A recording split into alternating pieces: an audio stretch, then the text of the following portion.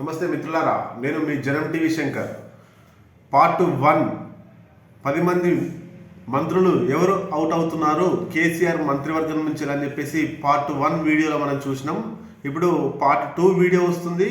Part 2 వీడియోలో ఏమొస్తుందంటే మొత్తం 59 మంది ఎమ్మెల్యేలు వాళ్ళకి మళ్ళీ టీఆర్ఎస్ సిట్టింగ్ ఎమ్మెల్యేలకు కేసీఆర్ వాళ్ళకి టికెట్ ఇవ్వడం లేదనేటువంటి సారాంశం ఈ వీడియోలో ఉంటుంది. మరి ఈ వీడియో ఎక్కడ కూడా స్కిప్ చేయకుండా మొత్తం చూడండి. మీ అభిప్రాయాలన్నీ కూడా కామెంట్ రూపంలో తెలియజేయండి. మరి కేసీఆర్ ఎందుకు వాళ్ళకి టికెట్లు ఇచ్చే ఆలోచనలు లేడు అని చెప్పేసి మనం ఎందుకు అనుకోవాలంటే, ప్రజలలో రోజు రోజుకి అసంతృప్తి పెరుగుతుందని చెప్పేసి మనం ఫస్ట్ వీడియోలో చూసినాం. అట్లనే అసంతృప్తి పెరిగితే ఆ ఎమ్మెల్యేలకు టికెట్ ఇస్తే ఆ ఎమ్మెల్యేలు మళ్ళీ ఓడిపోతారు. ఓడిపోతే ఎక్కువ మంది ఓడిపోవడం వల్ల 59 మంది ఎమ్మెల్యేలు ఓడిపోవడం వల్ల టీఆర్ఎస్ ప్రభుత్వం అధికారంలో రాదు. కాబట్టి కేసీఆర్ ఒకటి రహస్య సర్వే చేయిస్తుండు. ఆ రహస్య సర్వేలో 10 మంది మంత్రులు ఓడిపోతారని తెలిసింది. అదేవిధంగా 59 మంది ఎమ్మెల్యేలు కూడా సిట్టింగ్ ఎమ్మెల్యేలు ఓడిపోతున్నారు అని చెప్పేసి కేసీఆర్ ఇంటెలిజెన్స్ తోటి రిపోర్ట్ తెప్పించుకున్నాడు. ఆ రిపోర్టు కేసీఆర్ దగ్గరే ఉంది. మరి ఇక్కడ ఆపరేషన్ 2023 2023 అసెంబ్లీ ఆపరేషన్ 2 సార్లు అధికారంలోకి వచ్చిన 3వ సారి రావాలి. కాబట్టి ఎవరైతే ప్రజా ఆదరణ కోల్పోతున్నారో ఆ ఎమ్మెల్యేలను పక్కన పెట్టి వారి స్థానంలో కొత్త వాళ్ళని తీసుకురావాలనే ఉద్దేశంలో కేసీఆర్ ఉండు. కాబట్టి 59 మంది ఈ ఎమ్మెల్యేలు ఎవరు, ఈ టికెట్ రాదని ఎవరు తేల్చిరు అంటే ఇంటెలిజెన్స్ కేసీఆర్కి ఇచ్చారు. అసలు టికెట్ రావడానికి కారణం ఏంది? టికెట్ ఇస్తే మళ్ళీ గెలుస్తారా, గెలవకపోతే అధికారంలోకి వస్తాడా? ఒకసారి మనం విశ్లేషణ చూద్దాం. అయితే ఇక్కడ మొత్తం 59 మంది వివిధ జిల్లాలో ఉండేటువంటి 59 మంది టీఆర్ఎస్ ఎమ్మెల్యేలు ప్రజల పట్ల ప్రజలు అసంతృప్తి కలిగి ఉన్నారు ఈ టీఆర్ఎస్ ఎమ్మెల్యేల పట్ల. మరి 3వసారి గెలుపు కోసం చాకచక్యంగా అడుగులు వేస్తున్నటువంటి కేసీఆర్కు ఈ విషయం అడ్డంకిగా మారింది. మరి 59 మంది ఓడిపోతే ఆయన ముఖ్యమంత్రి కాడు, అధికారంలోకి రాదు. కాబట్టి 59 మంది ఎమ్మెల్యేలు ఎవరో ఒకసారి మనం చూద్దాం. అయితే ఒక్కొక్క జిల్లా, ఉమ్మడి జిల్లాకు సంబంధించి మనం చూద్దాం. ఉమ్మడి జిల్లాకు సంబంధించి ఆదిలాబాద్కు సంబంధించి జోగు రామన్న ఓడిపోవడానికి సిద్ధంగా ఉండు. తర్వాత ముతోల్ విఠల్ రెడ్డి, చెన్నూర్ బాల్క సుమన్, తర్వాత మంచిర్యాల దివాకర్, ఖానాపూర్ రేఖా నాయక్, అదేవిధంగా బెల్లంపల్లి దుర్గం చెన్నయ్య. ఈ 6 మంది ఉమ్మడి ఆదిలాబాద్ జిల్లాకు చెందినటువంటి టీఆర్ఎస్ ఎమ్మెల్యేలు.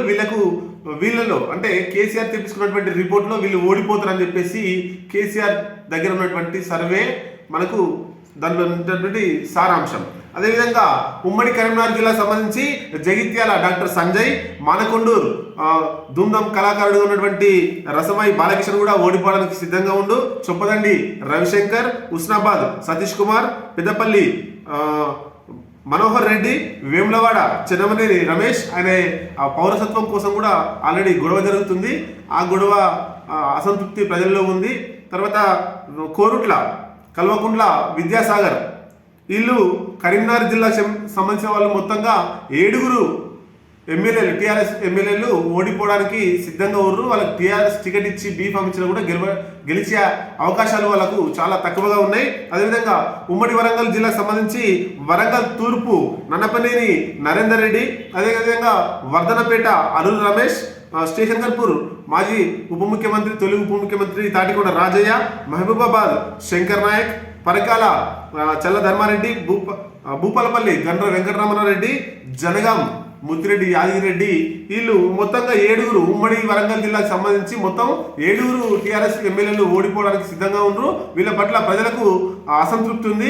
వీళ్ళ సమస్యలు పరిష్కరిస్తలేరని వాళ్ళకు అర్థమవుతుంది. తర్వాత ఉమ్మడి ఖమ్మం జిల్లాకు సంబంధించి మొత్తం 8 మంది కూడా మంత్రితో సహా, అక్కడ ఉన్నటువంటి మంత్రి పువ్వాడ అజయ్తో సహా మొత్తం 8కి 8 ఓడిపోవడానికి సిద్ధంగా ఉన్నారు. ఉమ్మడి నల్గొండ జిల్లా హుజురాబాద్ షరంపూర్ సైదిరెడ్డి, ఆలేరు గొంగిడి సునీత మహేందర్ రెడ్డి, నకరేగల్ చిరుమర్తి లింగయ్య, తుంగతుర్తి గ్యాదరి కిషోర్, అదేవిధంగా నాగార్జున సాగర్ కొత్తగా మొన్న ఉప ఎన్నికల్లో గెలిచినటువంటి నోముల నరసింహయ్య కొడుకు నోముల భగత్ మీద కూడా అప్పుడే ప్రజలలో వ్యతిరేకత వచ్చిందని చెప్పేసి కేసీఆర్ దగ్గర ఉన్నటువంటి రిపోర్ట్లో సారాంశం. అదేవిధంగా దేవరకొండ రవీంద్ర కుమార్ నాయక్ ఈయన కూడా ఓడిపోవడానికి సిద్ధంగా ఉన్నారు. నల్గొండ ఉమ్మడి నల్గొండకు సంబంధించి మొత్తం 6 మంది ఎమ్మెల్యేలు ఓడిపోవడానికి సిద్ధంగా ఉన్నారు. ఉమ్మడి మహబూబ్నగర్ జిల్లాకు సంబంధించినటువంటి ఎమ్మెల్యేలు ఓడిపోవడానికి మొత్తం 9 మంది రెడీగా ఉన్నారు. అందులో గద్వాల్ బండ్ల కృష్ణమోహన్ రెడ్డి, అలంపూర్ అబ్రహం, అచ్చంపేట గువ్వల బాలరాజు, తర్వాత కొల్లాపూర్ హర్షవర్ధన్ రెడ్డి, కొడంగల్ పట్నం నరేందర్ రెడ్డి, అదేవిధంగా దేవరకద్ర వెంకటేశ్వర్ రెడ్డి, మక్తల్ చిట్టెం రామ్మోహన్ రెడ్డి, నారాయణపేట రాజేందర్ రెడ్డి, కల్వకుర్తి జైపాల్ యాదవ్, వీళ్ళు 9 మంది ఉమ్మడి మహబూబ్నగర్.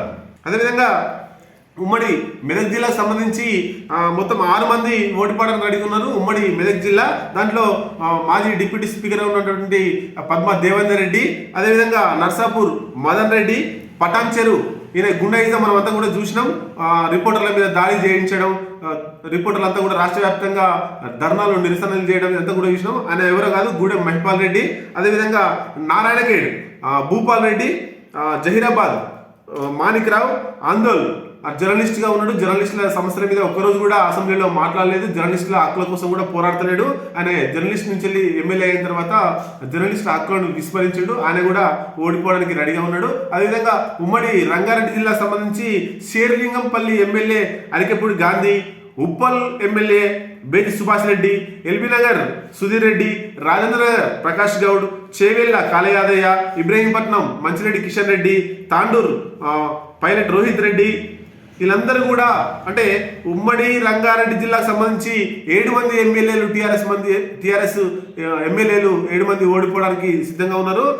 అదేవిధంగా ఉమ్మడి హైదరాబాద్ జిల్లాకు సంబంధించి అంబర్పేట్ కాలేరు వెంకటేష్ ఆయన కూడా MLA, sitting MLA, next ticket వచ్చే ఛాయిస్ లేదు. ముషిరాబాద్ ముఠా గోపాల్, అదేవిధంగా కంటోన్మెంట్ నుంచి జీ సాయన్న, ఉమ్మడి హైదరాబాద్ నుంచి ఈ 3 ఓడిపోవడానికి సిద్ధంగా ఉన్నారు.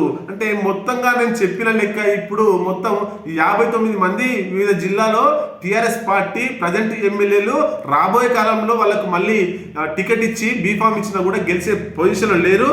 వాళ్ళను పూర్తిగా కేసీఆర్ టీసీ ఇచ్చి స్కూల్లో, కాలేజీలలో, విద్యా సంస్థల్లో ఏ విధంగా టీసీ ఇచ్చి మొత్తం ఇంటికి పంపిస్తారో ఈ 59 మంది ఎమ్మెల్యేలకు కూడా అసెంబ్లీ ఎలక్షన్ నాటికి వాళ్ళ పనితీరు మెరుగవ్వకుంటే వాళ్ళను టీసీ ఇచ్చి ఎమ్మెల్యే పదవికి టీసీ ఇచ్చి ఇంటికి సాగడంపై ప్రయత్నం చేస్తుండు. మరి ఇలా టీసీ ఇచ్చి ఇంటికి పంపించినాక వీళ్ళ ప్లేస్లో కొత్త వాళ్ళను, వివిధ పార్టీల నుంచి చేరిన వాళ్ళను, కొత్త వాళ్ళను తెర మీద తీసుకొచ్చి వాళ్ళకి టికెట్ ఇచ్చి మళ్ళీ గెలిపే లక్ష్యంగా అధికారంలోకి రావడానికి లక్ష్యంగా ఉన్నారు. కాబట్టి 59 మంది ఎమ్మెల్యేలారా తస్మాత్ జాగ్రత్త.